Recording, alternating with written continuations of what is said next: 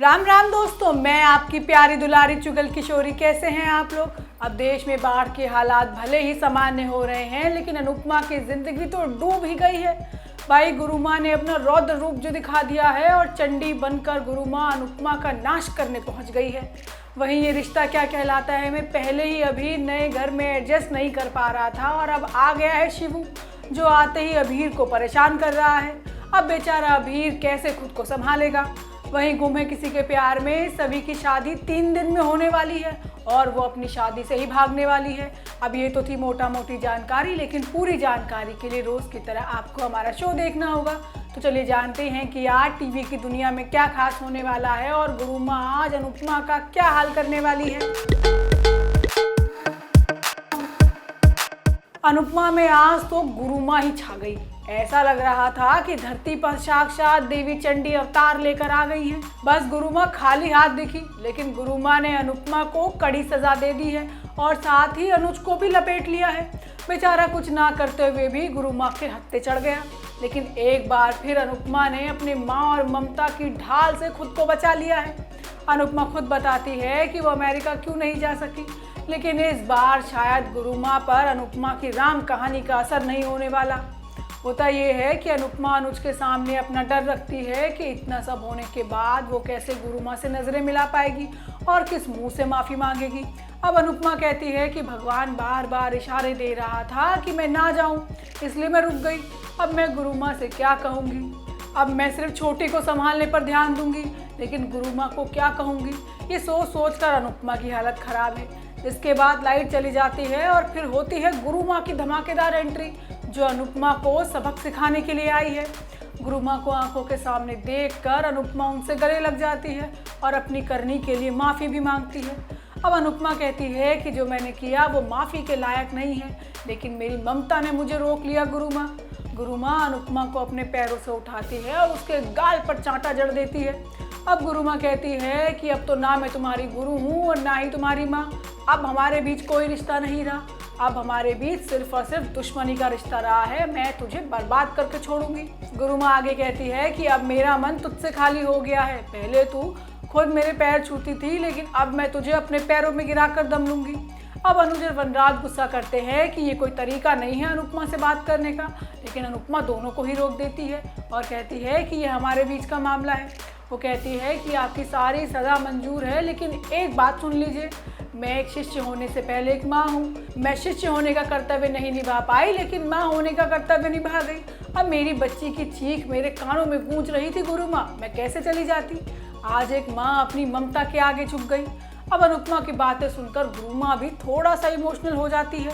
अब आगे आने वाले एपिसोड में गुरु माँ अनुज पर भी इल्ज़ाम लगाती है कि इसी की वजह से तू अमेरिका नहीं जा पाई। वहीं ये रिश्ता क्या कहलाता है में अभीर बेचारा खुद को नए घर में फिट भी नहीं कर पाया, लेकिन अब उसके लिए शिवू नाम की नई बला आ गई है परेशान करने के लिए। अरे शिवू महिमा का पोता है। अब अभीर घर में रह सकता है तो शिवू भी रह सकता है। शिवू हमें थोड़ा अजीब लगा क्योंकि वो तो आते ही अभीर को परेशान करने लगा। दूसरी तरफ मंजरी कुछ बड़ा कांड करने वाली है, क्योंकि उसे अभीर और अक्षरा की नज़दीकियाँ भा नहीं रही हैं। होता ये है कि अक्षरा के पास होने का जश्न मनाया जा रहा है। भाई, पहले केक काटा जाता है और फिर मनीष, कायरव और बाकी सभी लोग मिलकर डांस करते हैं। अब अभीर सवाल करता है कि क्या हम रोज़ रोज़ थोड़ा थोड़ा नहीं मिल सकते, लेकिन अक्षरा कहती है कि बेटा वीकेंड पर हम साथ रहेंगे।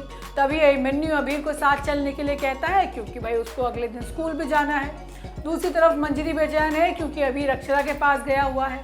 अब रूही आते ही मंजरी को बता देती है कि हमने तो वहाँ पर खूब मस्ती की, पिज्ज़ा भी खाया, केक भी खाया।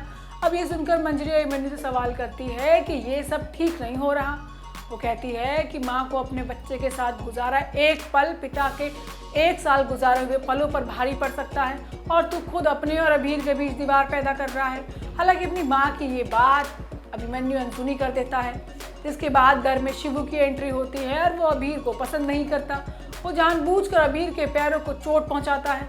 अभीर समझ नहीं पाता कि वो ऐसा क्यों कर रहा है। इसके बाद शिवू सबके साथ गेम खेलता है और अभीर को 2 मिनट तक अपने पापा के बारे में बोलने के लिए कहता है। अब हमारा अभीर बेचारा कंफ्यूज हो जाता है पापा का नाम सुनकर ही। वो कभी अभिनव कहता है तो कभी अभिमन्यु। अब सभी बच्चे उसका मजाक उड़ाते हैं कि अभीर के तो 2 पापा हैं। अब आगे आने वाले एपिसोड में अक्षरा अभीर के साथ समय बिताने के लिए उदयपुर से बाहर जाएगी, लेकिन अभीर अक्षरा तक पहुंच ही नहीं पाएगा क्योंकि मंजरी उसे बीच में से ही गायब कर देगी। वहीं गुम है किसी के प्यार में नियाज सभी पर प्यार लुटाने वाला है और ईशान और रीवा की शादी होने से पहले ही टूटने वाली है। अरे हाँ भाई, ईशान को नहीं पसंद कि कोई भी लड़की अपने सपने पूरा करे और अपने परिवार से दूर जाए, जैसा कभी उसकी माँ ईशा ने किया था। अब ईशान के मन में ये बात घर कर चुकी है कि हर करियर बनाने वाली लड़की परिवार को पीछे छोड़ देती है। अब रीवा का दाखिला लंदन के स्कूल में हो गया है, सो वो वहाँ पढ़ने जाना चाहती है, लेकिन ईशान नहीं चाहता कि रीवा वहाँ करियर बनाए, इसलिए वो अलग ही मुंह बना लेता है। वहीं दूसरी तरफ सभी के लिए नई मुसीबत इंतजार कर रही है, क्योंकि पहले तो सभी की सगाई होने वाली थी, लेकिन अब तो 3 दिन में ही उसकी शादी तय हो गई है और सभी अपनी शादी से भागने वाली है और ईशान के इंस्टीट्यूट में एडमिशन लेने वाली है, लेकिन इसके लिए उसे बहुत सारे पापड़ बेलने बाकी हैं। तो दोस्तों, ये तो थी आज के तीनों सीरियल्स की पूरी जानकारी। आपको हमारा शो कैसा लगा हमें लाइक कमेंट करके ज़रूर बताइएगा, और अगर आपने हमारे चैनल को सब्सक्राइब नहीं किया है ना, तो वो भी आज से कर लीजिएगा। फिर हम आपसे कल मिलने आएंगे नई नई जानकारी लेकर। भूलिएगा मत। राम राम।